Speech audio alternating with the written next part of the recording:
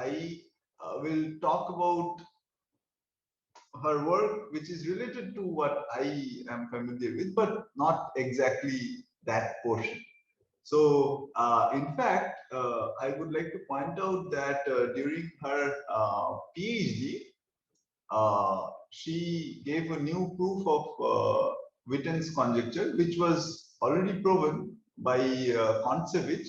And Kontsevich, as you probably know, won the Fields Medal. So a major reason for the award of the Fields Medal was the proof of Witten's conjecture, which is now a theorem. So Mirza Khani's proof is actually very geometric and very, I mean, accessible. I mean, I tried to read Kontsevich's proof, but that is, for me, it was not very accessible at all. So, yeah, without any further delay, let me start the lecture. So, yeah, maybe, yeah, okay. So, before I talk about Professor Mirza Khani's work, let me give a short bio of her because this is the first lecture. So she was born in Tehran on 12th May. So this is basically her 44th birthday. I'm not sure, but yeah, probably 44th or 45th. Um, uh, she was an excellent student even in her school days and particularly talented in mathematics, and she won the IMO gold medal from Iran, I think twice. And yeah, she was the first student to get perfect score from Iran.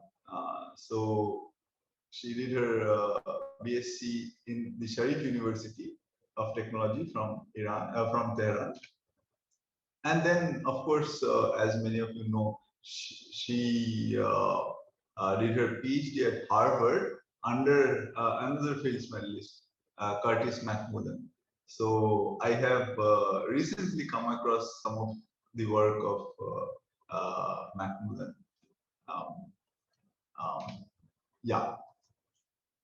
So this is actually quite, I mean, extremely impressive that mostly her PhD thesis, maybe some extensions of those were published.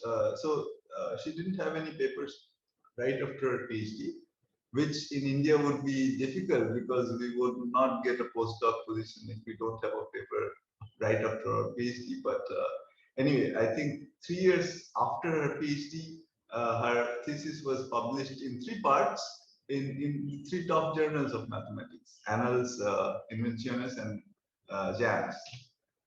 And then in 2014, she won the Fields Medal uh, for her contributions in geometry and dynamics of Riemann surfaces. Of course, the dynamics part of her research is completely, I mean, I don't know anything about that. So I will keep myself limited to the geometry part. Uh, and very sadly, she died from complications from breast cancer on 2000, in 2017, and she is survived by her daughter and her husband. Okay, so of course her mathematical legacy will go on for many I mean even centuries. So she was mainly interested in Riemann surfaces. So I think instead of talking about Riemann surfaces, there is an equivalent way of talking about these surfaces, which is talk about hyperbolic surfaces. So any Riemann surface, uh, uh, so which is not the sphere or the cylinder or the complex plane, has the um, unit disk in the complex plane as the holomorphic universal cover, and that unit disk has a hyperbolic metric. So from the covering, you can give a unique hyperbolic metric on the Riemann surface. And so any Riemann surface has a corresponding hyperbolic metric on it, and similarly, any hyperbolic surface has a Riemann surface structure on it. So these are equivalent ways of thinking of the same object. I will talk about these in details, but her work is mainly focused on hyperbolic surfaces. I think she has done some work in combinatorics also, along with her husband. She has a few papers in combinatorics, but that is much beyond my expertise, so I won't comment anything on those. Yeah, so the central object of study in most of her papers, which is about 20, is the modular space of Riemann surfaces or hyperbolic surfaces of a fixed genus and some punctures. Okay, so you can think of them as compact surfaces with some points deleted. Okay, so broadly, this is very broad, and I don't want to, you know, say this is very authentic, you know, classification of her research areas, but very broadly divided, her work can be grouped into three parts. So first is she did this is her PhD work and related papers. So she did a volume calculation of these moduli spaces, MGN, and that sort of led to a new formula for the count of simple closed geodesics on an individual surface. So this is quite surprising. So this space MGN is the space of all hyperbolic surfaces, and from that, the volume of that reveals something about the number of simple closed geodesics on individual hyperbolic surfaces. So that's very surprising. And also, um, using her volume calculation, she gave a new proof of the Witten conjecture. So the Witten conjecture is basically it calculates, or it gives us a way of calculating intersection numbers of Chern classes of line modules. So this is what is basically close to my research area, but I think this is a bit too advanced for an undergraduate talk. So I will focus on counting simple closed geodesics. At least the result is much easier to state. Okay, so then she also did work in Teichmüller dynamics on MGN, where she proved long-standing conjecture of Thurston, and she showed that a certain flow, the earthquake flow, which Thurston had discovered, is ergodic on MGN. I think this is also a very celebrated result, but I don't know much about this, so I will not talk about this. Okay. So then later, I think this is in her later years leading up to her Fields Medal, and maybe even after that, she did joint work with Alex Eskin and Amir Mohammadi, and she showed that complex geodesics in MGN are algebraic subvarieties. So this is also a very important result, because this is true for, let's say, complex manifold where there is a group acting on the complex manifold transitively. So those are called homogeneous spaces. But MGN is very far from being homogeneous. It's, I mean, it's, yeah. So hence this is actually a very surprising result for MGN because it's a very inhomogeneous space.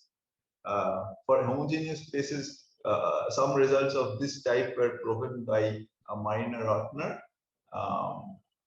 Yeah.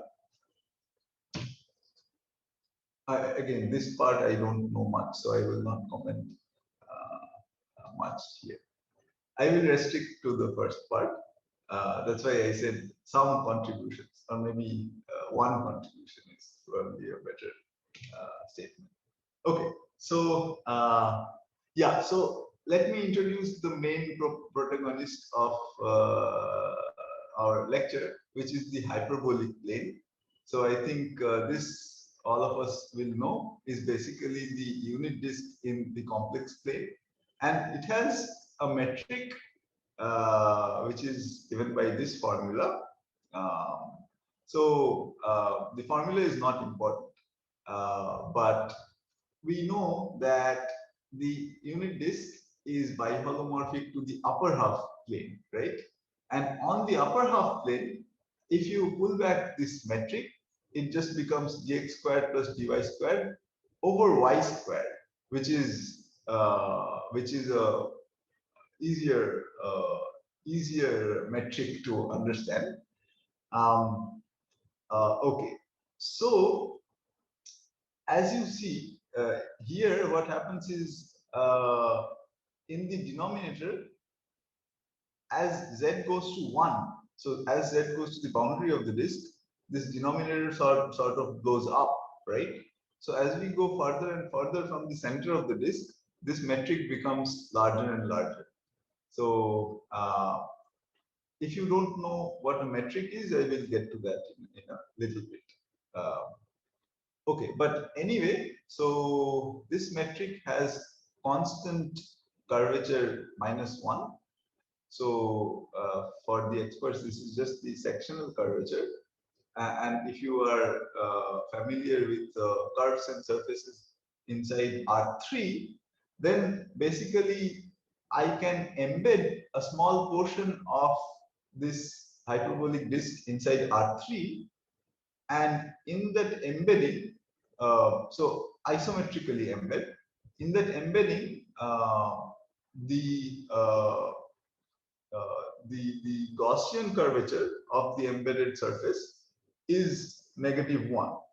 So if you know, the Gaussian curvature is just the product of the principal curvatures. So basically you take curves along the surface passing through a single point, and you take the curvatures of all those curves.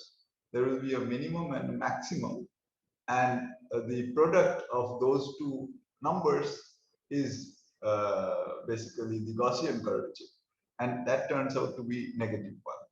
We can't embed the entire hyperbolic disk inside R3 isometrically, but we can do we can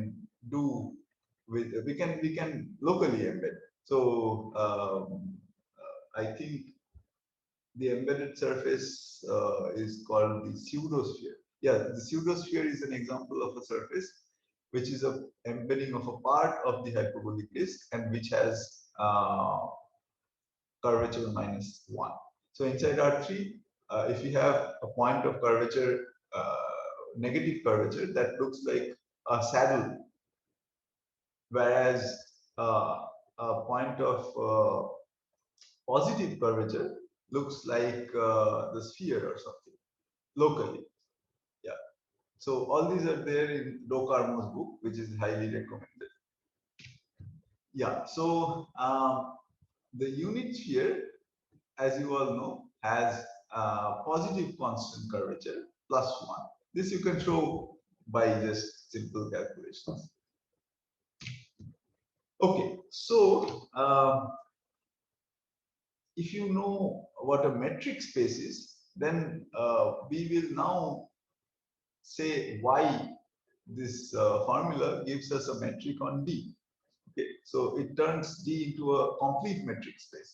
So complete means Cauchy sequences have to converge inside the metric space. So yeah, so if you have a curve in R2, recall that the length of the curve is given by the integral of the speed at which the curve is traversed, right? So that is basically some some number. So we look at the velocity vector, which is gamma prime t, the first derivative, and then we look at the absolute value of the or the norm of the velocity vector and integrate it along the curve. That gives us the length of the curve. So in the hyperbolic plane, since the metric is given by this formula, so the length of the curve is given by so see here we have dx squared plus dy squared, right? And so the length of the velocity vector will be given by this formula. If you basically plug gamma t in that metric here. Okay, so then the integral turns out to be this guy, which is easy to understand. So now we can calculate lengths of curves inside the hyperbolic disk, right? Which is given by this simple formula. And so geodesics are basically curves which minimize length. Okay, so so I can't define it, but the easiest way to say it is if you take a geodesic and if you take a small perturbation of the geodesic, then the perturbation will have will be longer than the geodesic itself. Okay, so so geodesics are shortest curves between 2 points. Um, okay, so what are the geodesics in the hyperbolic disk? So these are basically circles, but not just any circle. So they are circles in the hyperbolic disk which meet the boundary circle at right angles. Okay, so those of course also include the straight lines passing through origin, because those are diameters and then they meet the boundary at right angles. Okay, I hope that is clear. I will show you some pictures. Um, so these are precisely the curves of shortest length, and these are the geodesics in the hyperbolic disk. So for to get the distance between any 2 points in the hyperbolic plane, what we do is we take the infimum of the lengths of all curves joining those 2 points in the hyperbolic plane. And the length is of course measured in the hyperbolic metric given in the previous slide. So so that basically amounts to taking an infimum over all possible curves passing through those 2 points, right? Usually you can show that the infimum is attained by smooth curves, and those smooth curves are precisely the geodesics. So basically this distance is the length of the geodesic joining any 2 points. This is the same, I mean, the definition of a geodesic is the same for any surface, not just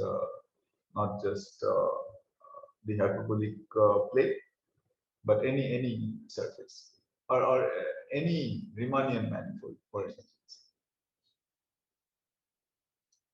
Okay, okay. So in general, a geodesic may not be a curve which uh, so this is basically some attempt at a definition of geodesic. So it's a curve which cannot be perturbed to get a shorter curve. Okay, so here are two geodesics in the hyperbolic plane, as you can see. Uh, so the green part is the geodesic joining these 2 points, and similarly, this is another geodesic. This is the diameter of the disk.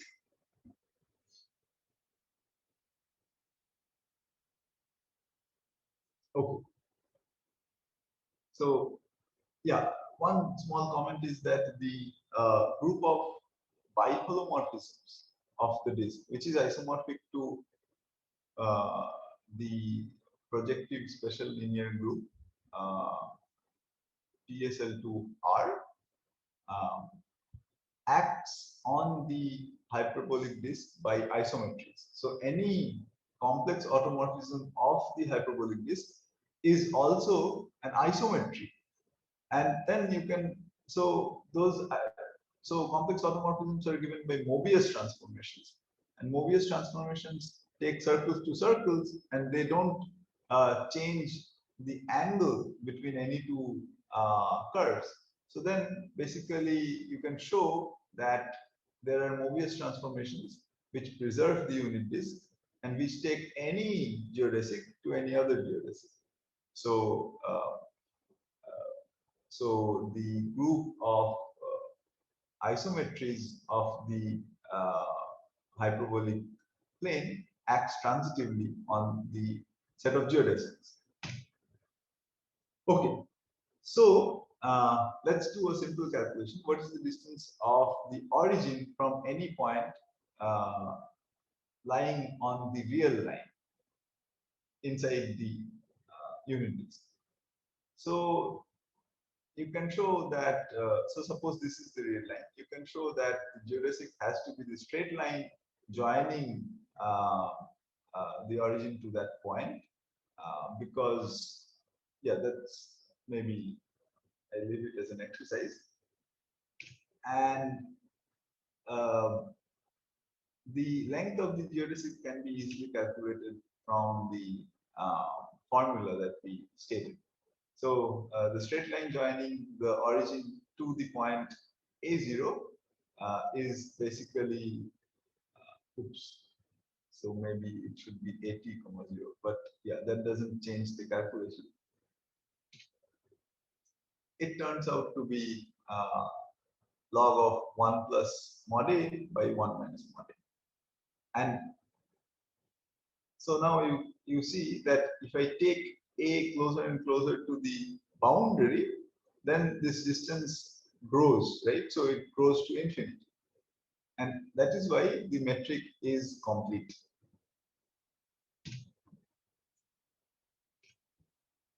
Okay, so in fact, all distances can be calculated in this manner because any geodesic, as I said, can be,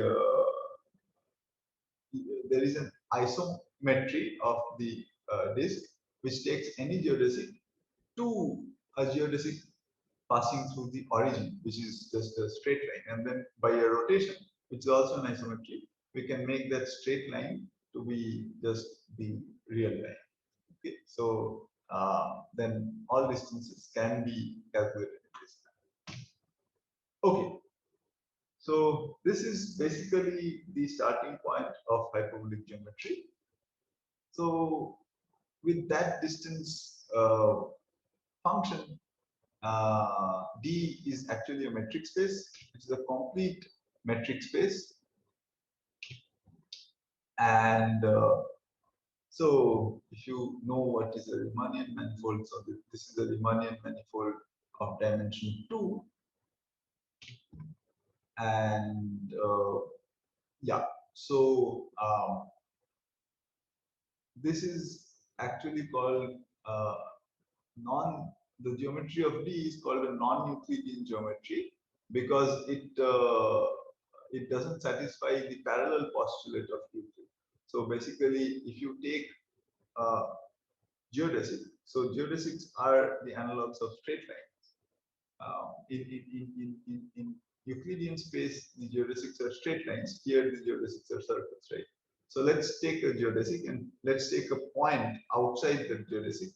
There are many geodesics passing through that point, that will not intersect the first geodesic. Okay, so it does not satisfy the parallel point. Okay, so hyperbolic surfaces. Um, so hyperbolic surfaces can be obtained as quotients of the hyperbolic disk, and it's the quotient by a group action. The group action is through isometries of the hyperbolic disk, right? So basically, any hyperbolic surface, complete hyperbolic surface, can be realized as a quotient of the hyperbolic disk by a discrete subgroup of PSL2R, which is the group of isometries of the hyperbolic disk. Orientation preserving isometries. Okay, so in fact, we don't have to go through all that. Basically, any group action has a fundamental domain, and the quotient of the fundamental domain by the same group action will give us the surface. So that corresponds to taking a polygon. So the fundamental domain is usually a polygon whose sides are all geodesics. So basically a geodesic polygon. And then the action then basically identifies sides. So here we are identifying sides of the same color, and then we obtain, in this example, we obtain a genus 2 surface, right? So here, for instance, the blue sides have the same length because we are identifying those two by an isometry, right? And similarly, red sides have the same length. And these sides then of the polygon then become closed curves in our surface. So this is the usual technique of forming a genus 2 surface from an octagon. In general, a genus G surface can be formed as a quotient of a 4G sided polygon, right? So this is when G is 2. I'll talk about the genus in a couple of slides, but uh, yeah, it's not very easy to visualize, but once you sort of sit down and draw it out, you will understand that after these identifications, we get precisely this surface. So this is just quotient topology, right? So this is the quotient space under some equivalence relation. Yeah, important thing is that the quotienting is coming from isometries. Otherwise, there will be no hyperbolic structure on this surface. Okay, so this is another example. So the previous example was a compact surface. Here, this polygon, this geodesic polygon, has one vertex. Has in fact all the vertices on the boundary. So then after you form the quotient, you see that the point on the boundary is missing. So we get a torus with one hole. But my drawing is not exactly correct because you see that the red curve has to then go to the hole, right? This is, I just realized it now. Anyway, so both the red and the green curves will actually go to the hole here. Okay, so so in fact, these red and green curves will be perpendicular to the red and green curves here, right? The geodesics perpendicular to these geodesics. So this is basically a torus with one puncture. So we just delete one point from a torus, and then this surface is obtained. But we have to remain that we have to understand that this puncture is basically infinitely far away from any point in the in the in the torus in this metric. So yeah, so since the surfaces are obtained as quotients of the hyperbolic plane by isometries, there is a natural metric on the surface, right? So basically, the distance between any two points here will be the same distance as we measure it on the polygon, right? So that makes this surface a hyperbolic surface. Some subtleties involved, but let me not talk about that. Yeah. So lengths of curves are basically, if you look at a curve, for instance, if you look at this red curve, the length of this red curve will be precisely equal to the length of the pre-image of this curve here. So either this curve or this curve both land on this red curve here, and they will have the same length. Yeah. So these surfaces also have constant curvature -1 because they are locally isometric to the hyperbolic disk, right? So locally they look exactly like the hyperbolic disk, and so this makes them somewhat rigid. Uh, um, yeah, so I would like to point out that a compact hyperbolic surface cannot be isometrically embedded in R3 because you can show that any compact surface in R3 has a point of positive curvature. This is just a simple use of maximum minima. You can define a certain function on a surface, and that function has a minima or a maxima, and that those points have, you can show they have positive curvature. So they cannot be embedded inside R3 isometrically. Of course, they can be embedded, but not the metric will change. Okay, so here are some examples of compact surfaces. So the genus is basically the number of holes of the surface. Okay, so if you are interested, you can look at the this is of course a comment meant for undergraduate students. You can look at the classification of surfaces, which is there in Munkress, for instance. Munkress's book on topology.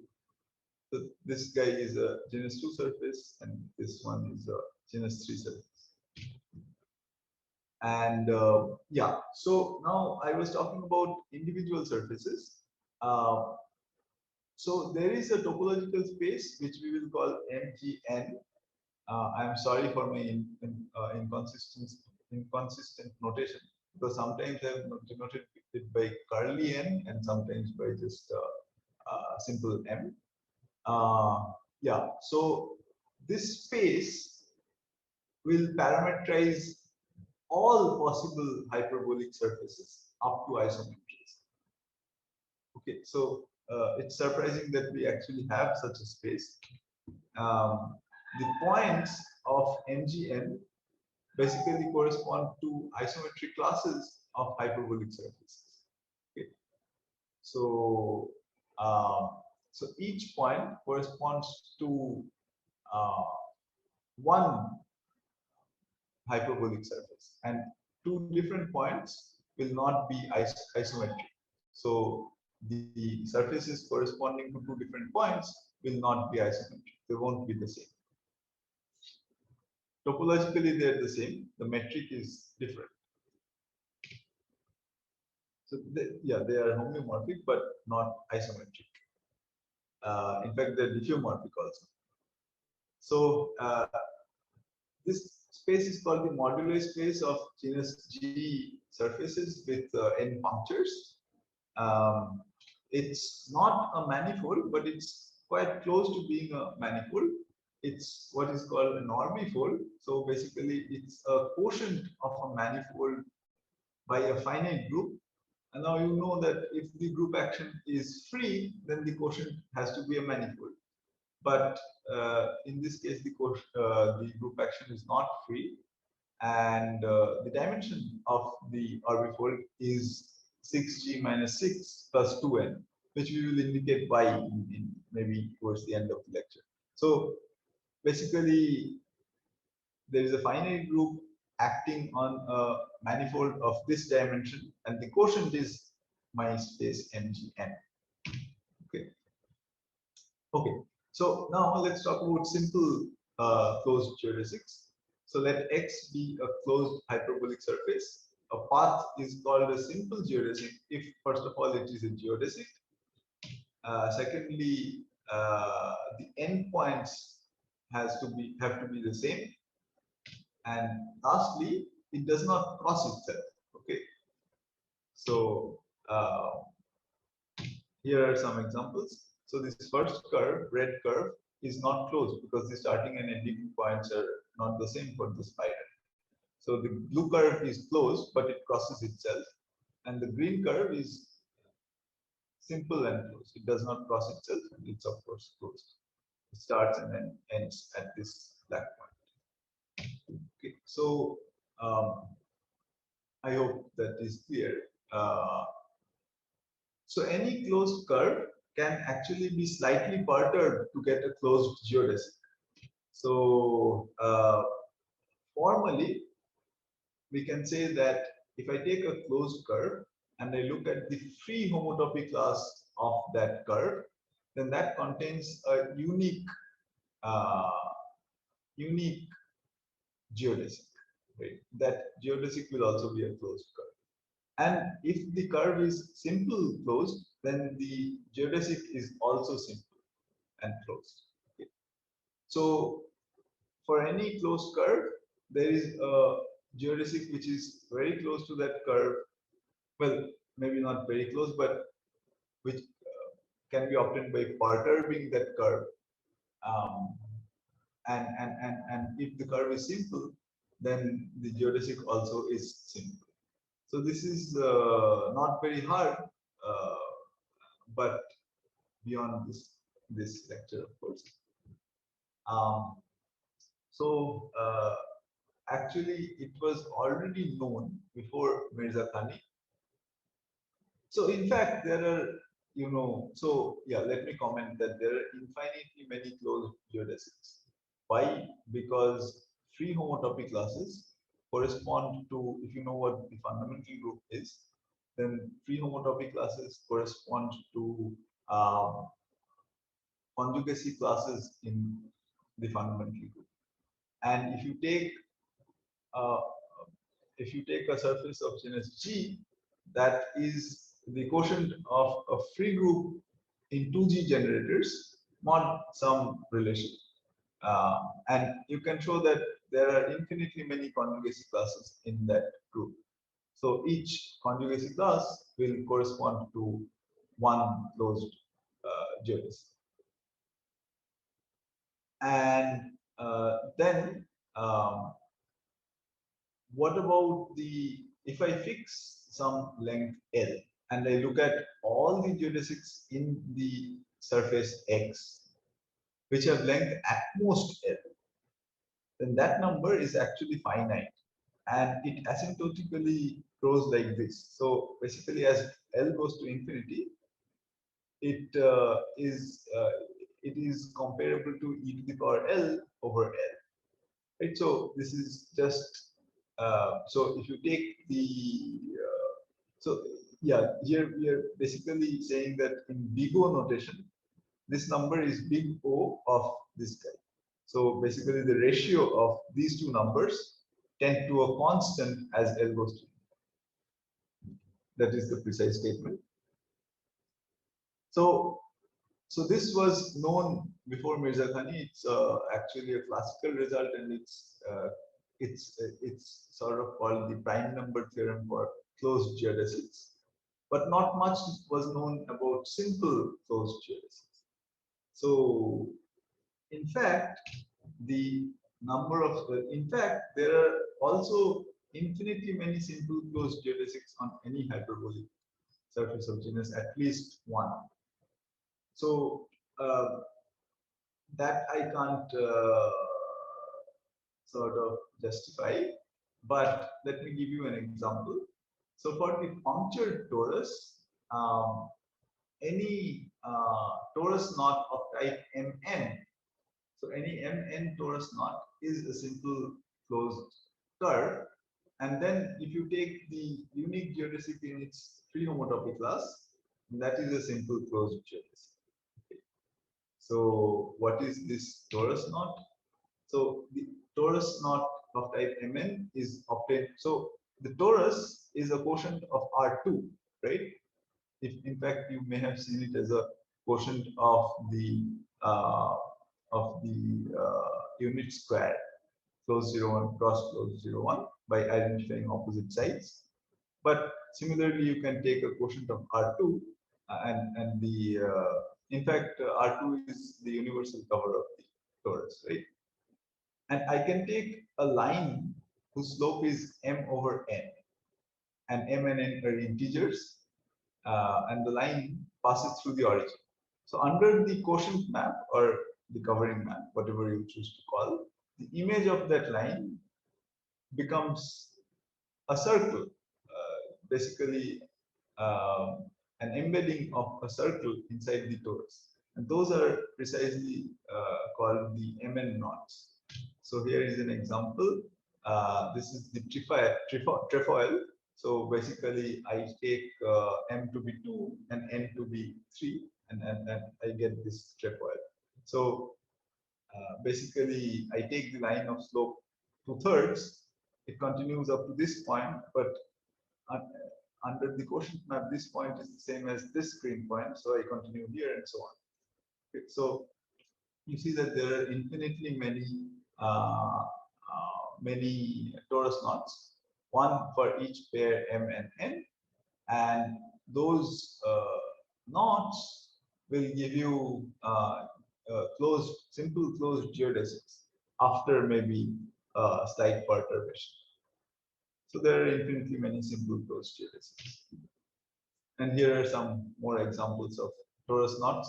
Sorry, I could not get a very high resolution picture, so it doesn't look very good, but you can understand. So here the torus is not drawn, unlike this picture. So I, of course, stole it off the internet somewhere, but yeah. Anyway, so you understand what's going on, hopefully. Okay, so now if I fix a closed hyperbolic surface, let's say of genus G and n punctures, and call it, let's say, X, so that corresponds to a point in this modular space, right? And I look at this number SXL, which is basically the number of simple closed geodesics whose length is at most L. And Mirzakhani proves that this is asymptotically equal to some constant which is dependent on this surface X times this polynomial in L, which is just a power of it, L to the 6 minus 6. Oh, oops. So here I am assuming n is 0, but it should be 6g minus 6 plus 2n here, okay? So it grows like this. So basically, if you take the ratio of these two numbers and let L tend to infinity, then that is a constant. And this eta x is a constant depending on the surface x. But if you vary the surface, then it is a continuous function on the modular space. Positive function. So that is quite beautiful theorem, I will say, because as you see that the closed geodesics yeah, grow exponentially, right? However, the simple closed geodesics grow only polynomially.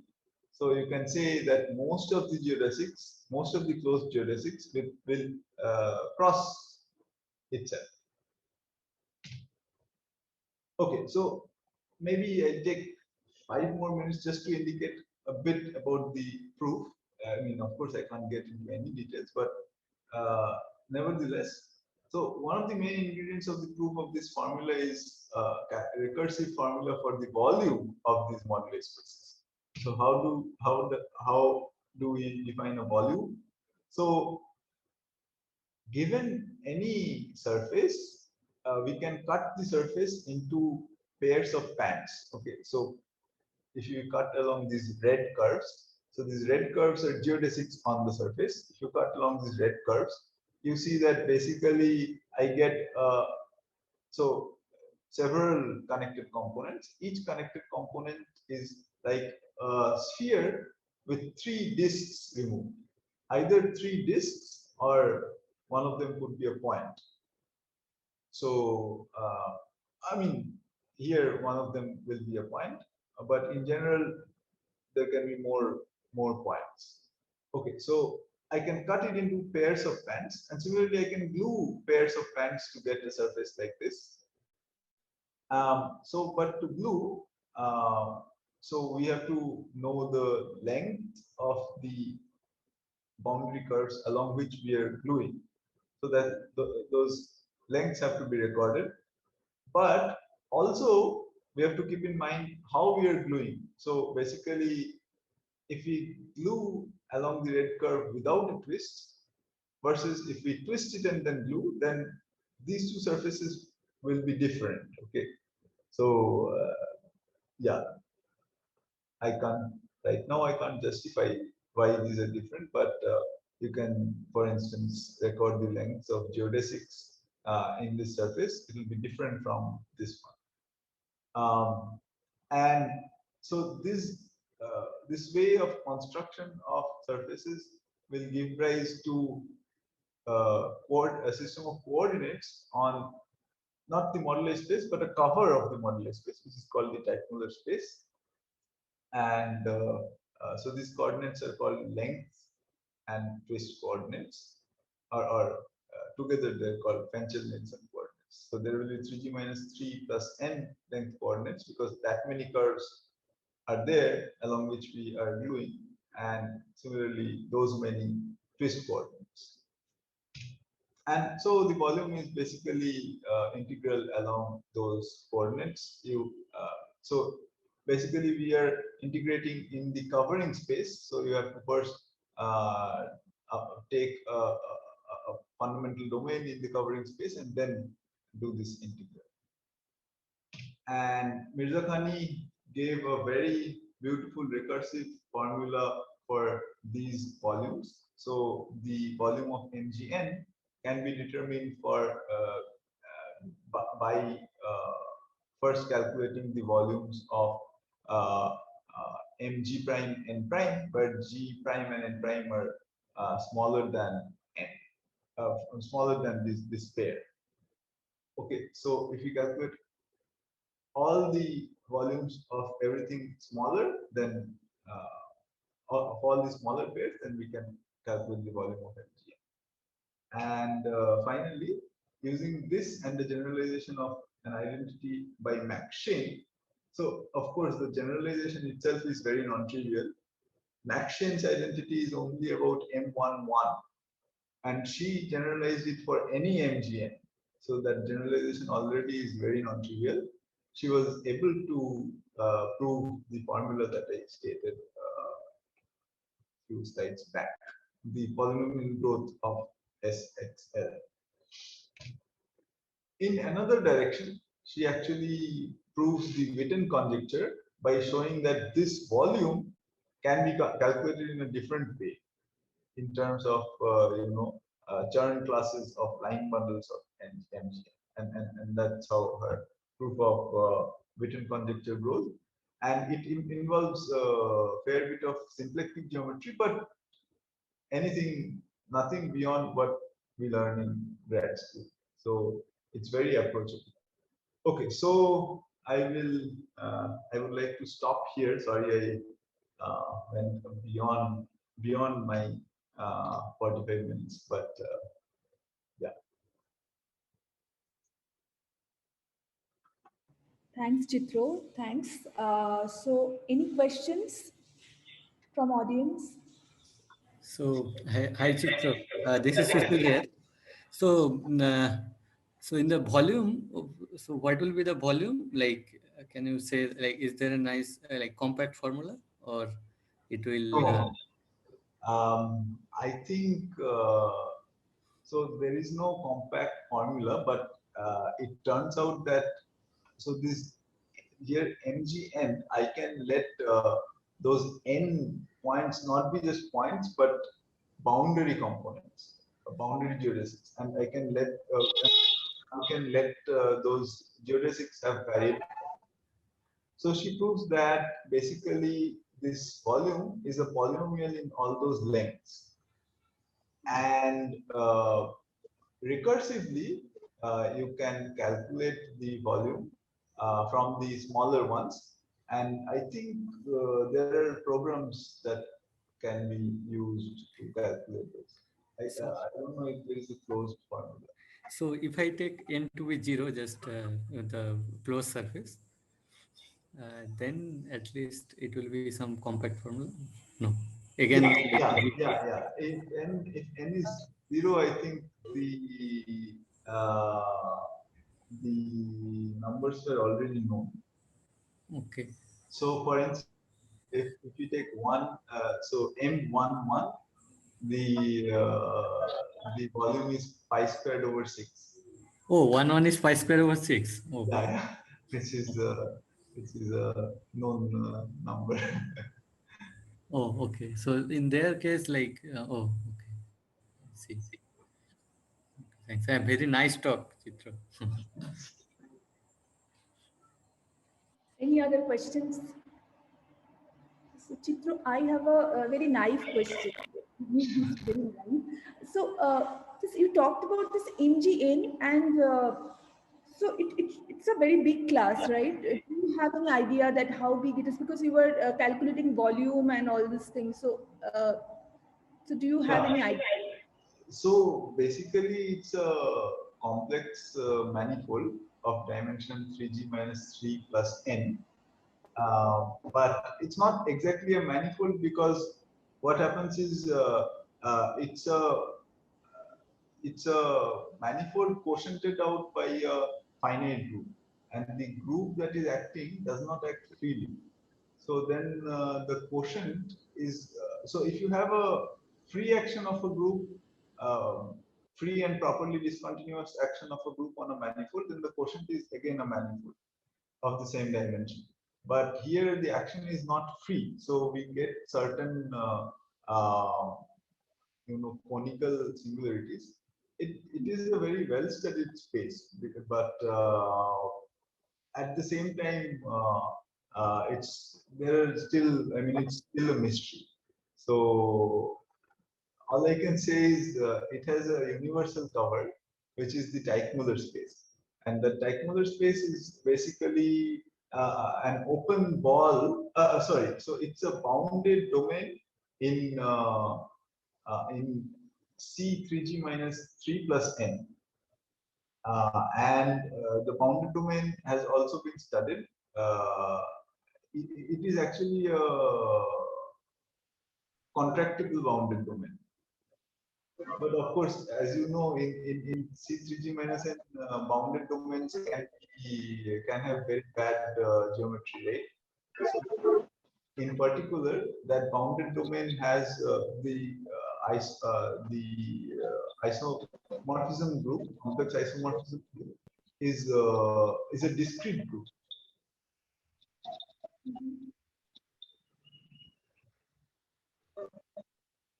Hello, sir. Yeah, So you just said that the dimension is of the form 3g minus 3 plus n, complex dimension. Yeah. where g is the genus. And why are we subtracting 3? Where does this minus 3 come from?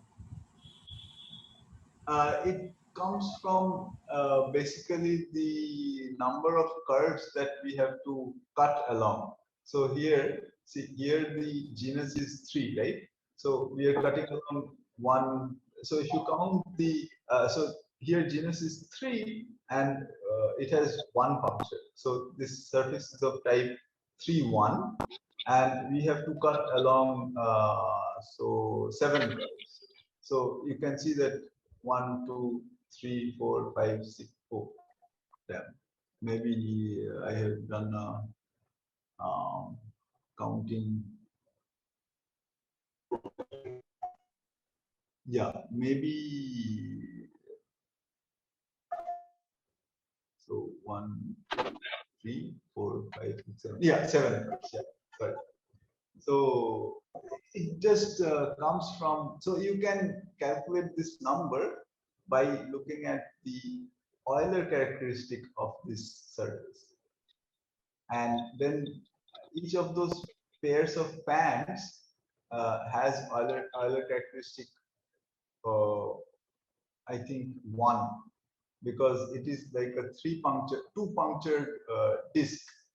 So it has Euler characteristic 1. So all of them will add up to give us the Euler characteristic of this surface, which turns out to be 2g minus 2 plus n, or maybe negative of that.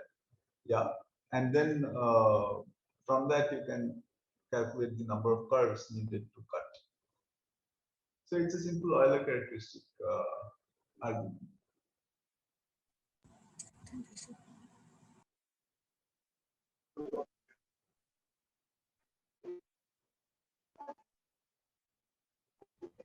So also, Chitra, so this the number of simple closed curve is like polynomially growing, and then the number of just closed geodesic is like exponential. So at Yes, least heuristically, there are like more curves intersecting badly or something. Like what is the, yes, why is yes, it? yes, yes, yes. So I think if you look at so there is polynomial growth in the simple closed curves, but there is exponential growth in just closed geodesics, right? Not curves, but geodesics. So then the thing is, most of the curves will be intersecting themselves. So there will be geodesics which will cross so itself. It will not be a simple curve. Simple curve. Okay. Yeah, Most of the time it will be not. yeah, yeah. Okay. Already 10, and then we have our stop. So, if there is any questions, then you can write in the chat box. Then we can convey to the speaker uh, better.